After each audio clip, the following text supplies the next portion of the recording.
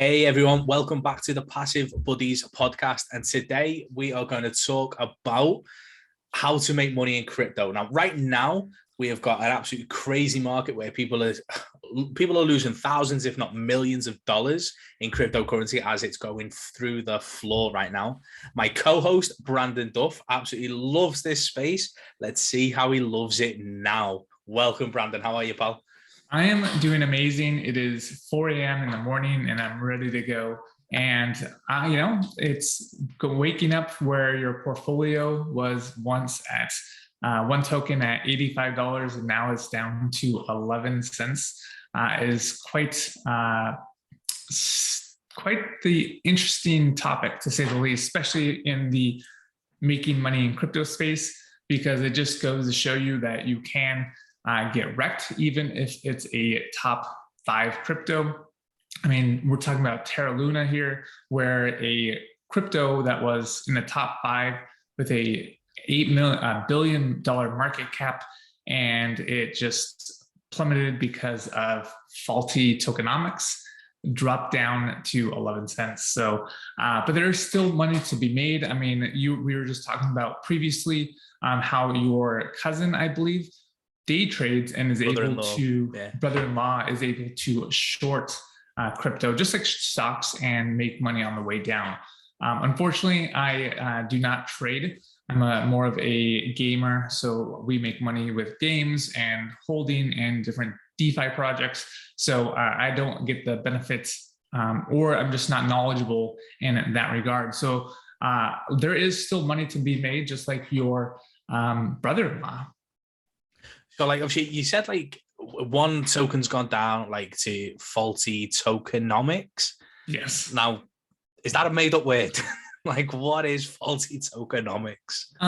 So tokenomics is like the economics of a token, or how it is coded in a sense. So what happened was with it was a algorithmic stablecoin. And with that, they have a stable coin is a coin that is pegged essentially to the dollar, and it's supposed to keep at a dollar. But with some market manipulation, people unpeg that, which dropped the price of a stable coin under a dollar. And to repeg it, it needs to use the secondary token, Luna, and mint more to keep it on peg. And so it's just fancy words for the code that's involved in the token. And what happened was these big whales pretty much shorted the whole thing, which allowed it to fall off peg, which then created a death spiral and dropped the price of Luna. And in doing so, that as it printed more Luna and people were getting all scared about it, people started selling or shorting it, which then decoupled it even more. And then it became this death spiral where it went from $85 all the way down to 11 cents. And at what point, like, what was the window on that? It was like $85. And how long did it take to get to 11 cents? About 2 days. Probably in the last 24 hours, it dropped 90%. And overnight, it dropped another 6%. But I mean, that was from $6 to 11 cents. So quite a bit in 2 days. Damn. Right. Okay. Because like I'm looking at my crypto.com app and I'm swiping up on nowhere it's like follow the trade, and it's just like red. No matter, I'm just scrolling. So it's not just obviously the faulty tokenomics on that one coin. Like the whole market, 90% of the market is showing red. Like, what's happening? Why? Yeah. So with that, what happened was founder, Duke Quan, I think his name is, bought Bitcoin and was using it to stabilize the crypto, their crypto Luna. And they were doing that because they had so much extra money, and people weren't very excited about that. And they kind of knew he was very bullish and arrogant. And so they took advantage of that. Long story short is to try and trying to repeg the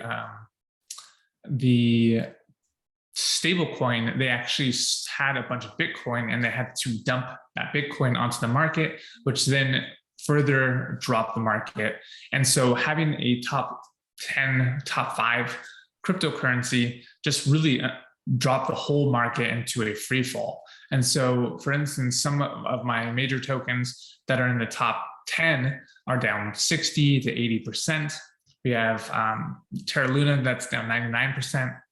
Bitcoin that's down, I think, like 30%. So yeah, there is a huge market that, or the whole market is down quite a bit.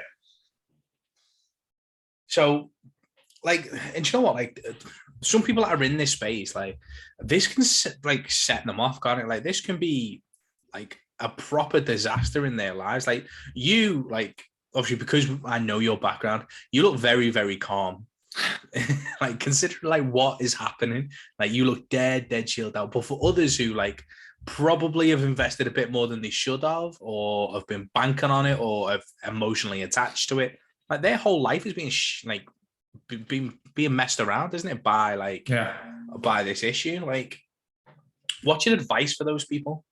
Definitely. So just like you said, you should never invest more than you are willing to lose, even in a stable coin. I know people that have pretty much took their life savings and put it into a stable coin because it was better than they were getting in, say, the bank, where the banks are paying 0.01% of an interest rate.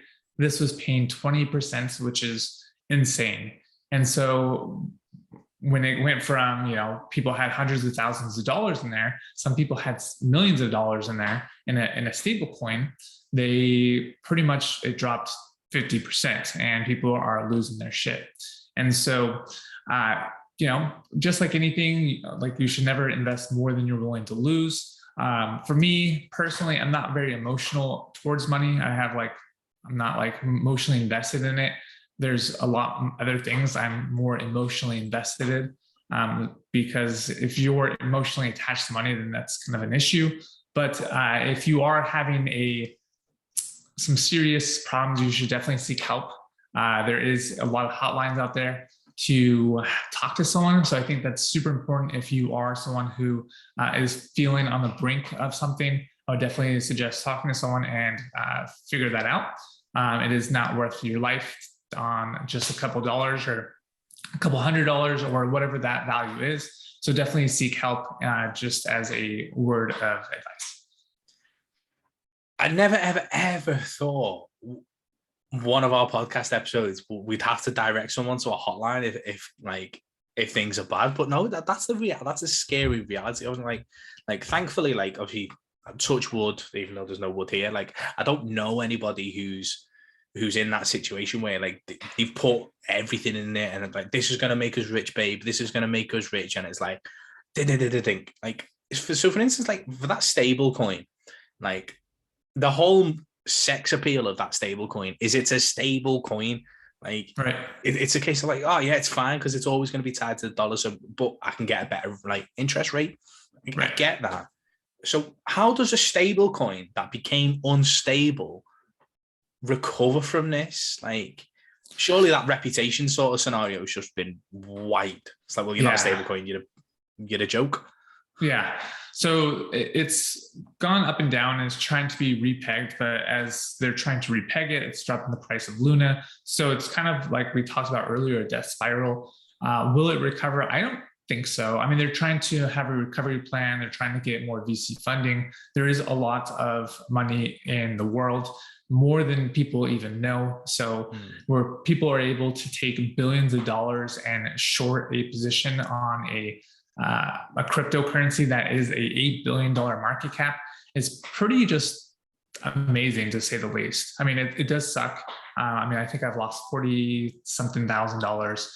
And so in doing so, it's just a learning lesson, a learning opportunity that crypto isn't safe and you should be investing in the top, cryptos aren't safe. But I mean, this is a thing that happened similar with another project called Titan, where it was pegged to another stable coin, and that stable coin lost its peg and it also dropped to pennies, if not a hundredth of a cent.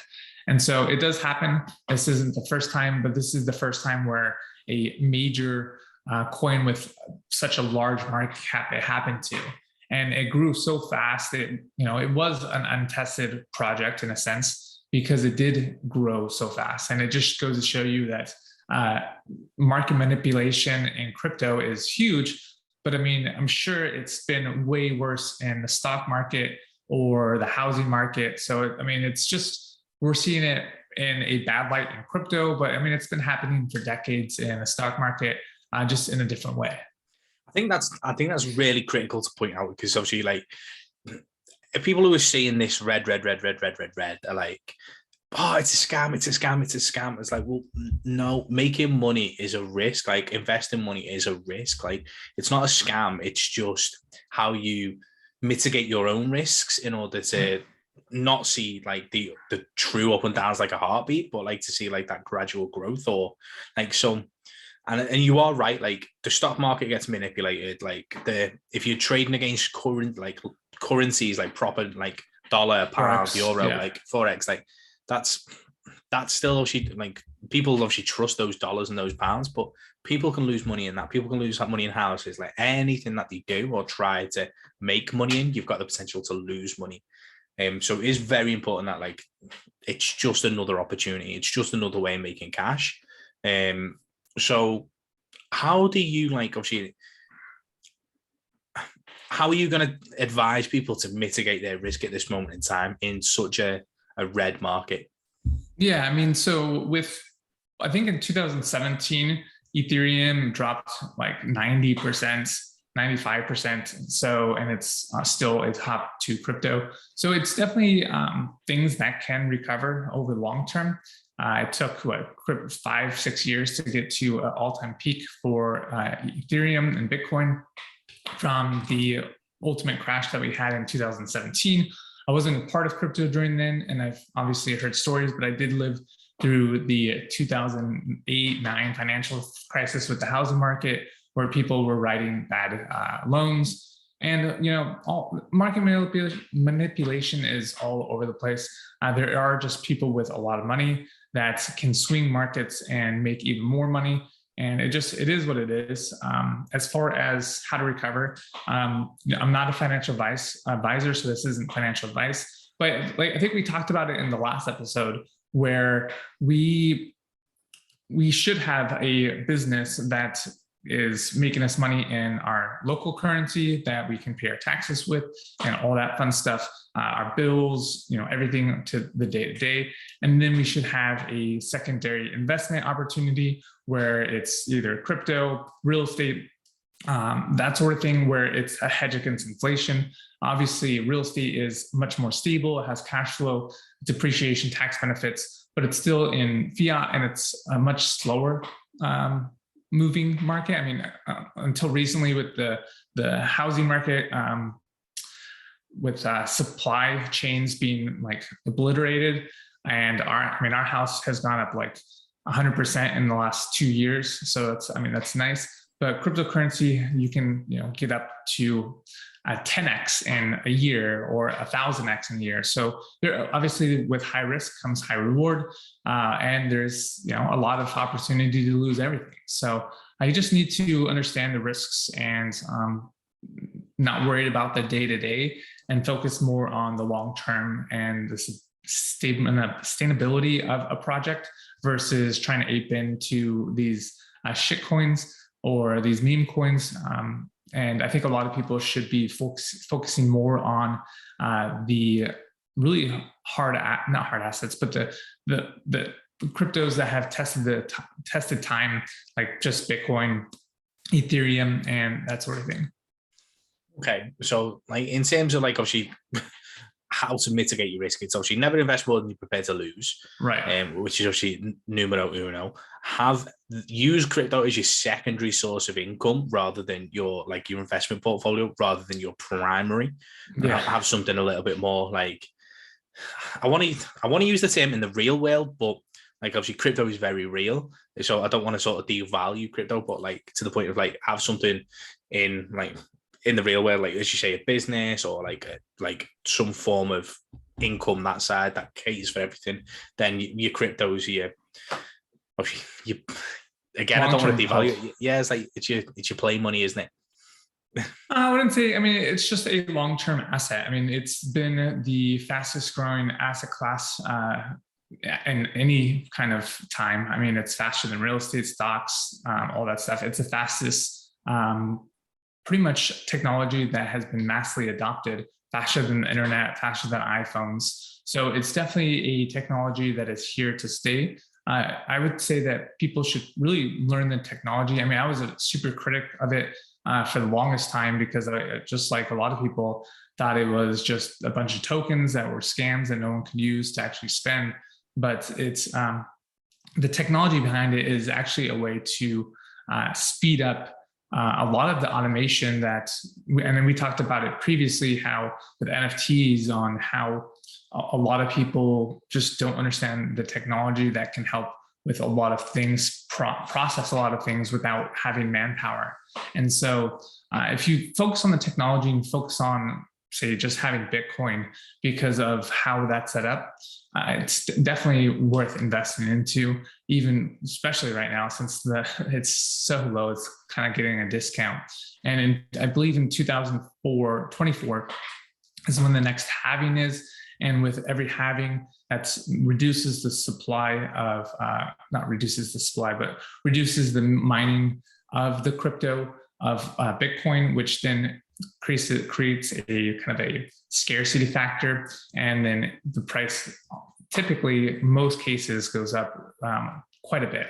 So there's a guy by the name of Plan B who has this stock and flow model that covers that. And with every halving, the price of Bitcoin has skyrocketed. So, hold crypto long term and just, invest in something that you think is going to be there for the long term and that you have conviction in, like Bitcoin or Ethereum. Those are the top two. I mean, I obviously thinking that if you invest in the top five, you can get wrecked. But I mean, it just goes to show you that stablecoins are not always stable, and it just might be not worth it to invest in them. That's crazy, that, isn't it? Because like the word stable is very good marketing, isn't it? It's like it's a stable coin that you can't lose. Like, and yet you do. It's like that blows my mind. So you spoke about like holding, and you spoke like investing long term. Like, how else? Like, we've spoke about day trading, and we've touched on day trading a little bit. Like, I mean, very little, but like, how else could we, especially in this market, and like in a real like downturn, like, how should people be looking to make a bit more of an instant cash flow from crypto? So a lot of people day trade, like you were saying, where they can short a crypto, which essentially what happens is when you short something, you make money on the way down, and then you sell the asset back, and you make money on the kind of the trade, in a sense, where you're hoping that the market goes down to make money, which is kind of sad. But if you're a day trader, that's great, because you can make money on the way down and you can make money on the way up. As far as like me, I still do a lot of DeFi, which is decentralized finance, and I'm essentially providing liquidity to a project, and I'm getting paid in another token, and I'm using that token to buy my long-term holds or more of them. So you're essentially providing liquidity, and in doing so, where people can trade that back and forth, I'm getting kind of rewarded. I'm big into the crypto gaming space. So we have a lot of NFTs where players play with those NFTs in a video game and earn cryptocurrency, which is it's called play to earn. There's a lot of different games like that, like Axie Infinity is the largest one, where it's typically a blue chip project or a blue chip stock, in a sense. So there are lots of ways to make them. I mean, I have a little app on my phone, and it's called Sweatcoin. And there's another one called Stepin, where you can work out and earn crypto and use that as a way to make money. So there are lots of use cases that people are creating. And I think with the market going down and a lot of companies getting into crypto. I mean, Facebook had, I think it was called Lira, where they wanted to pay their employees in their cryptocurrency. So, and then obviously Facebook's coming out with Meta, or it's already named Meta, and they are creating their Metaverse. So there is going to be lots of different ways. I think in the future, if anyone saw Real Guy, which talked about, it was with Chris Pratt, I think, or maybe it was Chris Pratt, I forget the guy's name, but he has the glasses and he puts them on and he sees this whole different world.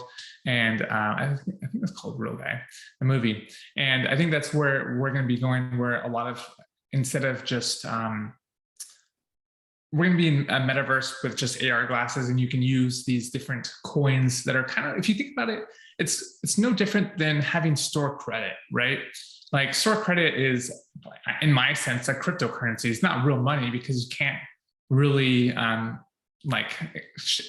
it in for cash, because unless it's under a certain dollar value, they'll take it. Or it's kind of like a stable coin in a sense, because you can use it to spend money at a store, but I can also go to crypto.com. I can swap my Crow tokens for a gift card and buy something on Amazon. And I did a video before of how you can use your money for crypto, but I definitely see like that we're going to be going into this world where we're going to have these different, I guess, coins that are going to be made for different companies. So Amazon's going to have their own coin. Disney's going to have their own coin. And we're already seeing it. I mean, with these big companies creating their own little metaverses and their own coins. And it's going to be interesting. You know what, like when you talk about like the whole VR glasses and you can walk around, and like I seen a video the other day where basically they're looking at creating not VR glasses, but like what are they called? Like you put them in your eyes, like the contacts. Yeah, contact lenses, and it basically like overlays on your eye. And basically, like for instance, like if you're looking at a restaurant, it'd like highlight the restaurant. It'd be right, okay, this is like 3 out of 5 stars. Here's the reviews, and you can swipe and you can move, and it's like. I was like, whoa. I was like, and that's obviously all around the metaverse, and obviously connecting the two, which is good. Because I remember watching, I think, was it called Player One, where basically they're just hooked up to glasses and like doing like this big competition. But yeah, like they rush and race the normal day to get in and then obviously go compete. So at least obviously the contact lenses, like it connects the two worlds, doesn't it? Because like I think there's a big fear about like the metaverse basically making everyone so detached from, like, everyone will be hooked up on a drip just trying to like play in the metaverse. So I like the idea of the contacts. Is it like it brings the two together, doesn't it? Yeah, so it's AR versus VR. AR is augmented reality, where it's a kind of like a layer on top of the real world, where we're getting data sent right to us, kind of like glasses with how Facebook was going to have their, or Google glasses, where it would be like a heads-up display. Just like you were saying, it would say like the ratings of that restaurant. It would have, all these different things. Versus kind of like plugged into the matrix, where we're in our little bubble and we're on a drip line to get nutrients, and we're just hooked into the metaverse. I don't think it's going to be like that. I definitely think it's going to be AR based. But I think, a lot of people are going to be able to put on those glasses or even a headset, like being stuck into the matrix, and work jobs. For instance, I think Chase had metaverse, kind of people learning how to take payments through the metaverse at their virtual banks, and they could cash out whatever money they needed in quote unquote the metaverse. And so it's pretty interesting because if you're working, say, from home, you can work anywhere in the world and still make money. And if that's in a dollar value or if that's in cryptocurrency, there is so many different options, and we'll definitely be seeing that in the next couple of years here, I think. Yeah, Shay, like the expansion, the opportunities that are going to come with obviously this massive expansion is going to be huge. But let's go back to right now. Like obviously, as we said, like everything's in red, or 90% of things are crashing. If you were to give any sort of recommendation and not financial advice, where would you put your money right now? I would just be holding it in the long-term BTC, which is Bitcoin and Ethereum.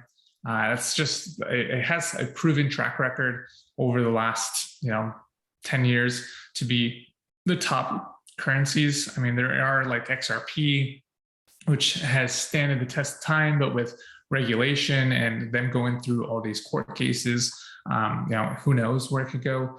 AVAX is, or Avalanche token, which is, I'm a big believer in because of the technology that's behind it. Also has dropped quite a bit, but when there's blood in the water, then that's a great way to start buying. When people are, like Warren Buffett says, when people are greedy, then you should be mindful in a sense, or reserved. But when people are reserved or kind of scared, then you should be greedy. And so with a lot of these cryptocurrencies that I think will stand the test of time are also great buying opportunities. I just wouldn't probably, it's happened twice so far for me with a stablecoin that has lost its peg. So I definitely will not be, investing in a coin that has been attached to a stable coin, because just like anything, it could lose its peg through manipulation. And with that manipulation, people have made quite a bit of money, almost billions of dollars. And so, I would just buy coins that hold the test of time. Okay, so there's two things there, isn't it? It's as you say, basically at this moment in time, if you're going to invest in crypto, see it as you're getting your crypto at a discount, effectively. And then the second thing is do you feel like in this situation that's happened in the last 2-3 days, you've learned a different lesson and you're going to invest a little bit differently? Oh yeah, definitely. So yeah, definitely. Sorry, mate. I don't want to make it awkward. I don't want to make it sad. Not at all. No, it isn't sad, because I'm just like anything. I'm in it for the long term. I've been in real estate, and real estate's super slow. Cryptocurrency, I've only been in it for a year, and I've seen some massive gains, and I've taken profits along the way. So I've made more than I've invested. So I'm not too worried about that. But, it is what it is. And I'm obviously going to learn from those lessons. I'm going to restructure and I've actually redone my portfolio in a sense of how I restructure that. And typically it's more of like 40% of my crypto is going to be in BTC and Ethereum. About 35%, and probably if I do this right, I have to do the math. 30% will probably be closer to more medium to low risk, your Luna, which obviously didn't work out, but Avalanche token, more of the top 10 cryptos. 15% is going to be closer to altcoins like gaming coins, Gala, SLP, AVAX, Rune, a lot of these other tokens. And then 5% or so will be gambling, where maybe I'll have a meme coin in there. I'll have some gambling moonshots, where it's a very, very low percentage of your portfolio. And especially with a bull market, you have to think that everything kind of tracks Ethereum and mostly Bitcoin, because it is the largest market cap. And in doing so, as if your larger portfolio is in Bitcoin, that's going to go up a little bit, not as high as some of these altcoins have gone up during a bear market. But in the same regard as everyone's getting greedy, you do want to maybe de-risk some of those riskier assets into Bitcoin and Ethereum. So that's how I'm going to be fixing my portfolio, because I felt I have much more in gaming and not as much in Bitcoin. And so in doing so, I think I'm going to de-risk myself quite a bit. Okay, cool. So wrapping it up, any final sort of obviously thoughts, any sort of final bits of recommendations, not advice? Yeah, definitely check. I think crypto is for sure here to stay. Definitely the technology, because of how many big players are getting in the space. There's been so much adoption in the crypto space. Definitely do your research in crypto, in the technology, not necessarily certain coins. You can always just buy Bitcoin and Ethereum and just hold, but definitely do your research. I think that crypto has a lot of opportunity on the upside, but obviously it has a lot of opportunity on the downside, or a lot of risk on the downside. And so there are lots of ways to make money in crypto, but just if you want to just play it safe, you can just buy Bitcoin and hold it and put it in a cold storage wallet and put it in your safe and never look at it again until you're ready to retire. So. Awesome. Okay, so guys, thank you so much for tuning in to today's episode. Hope you found it valuable, and I will see you on the next one. Peace.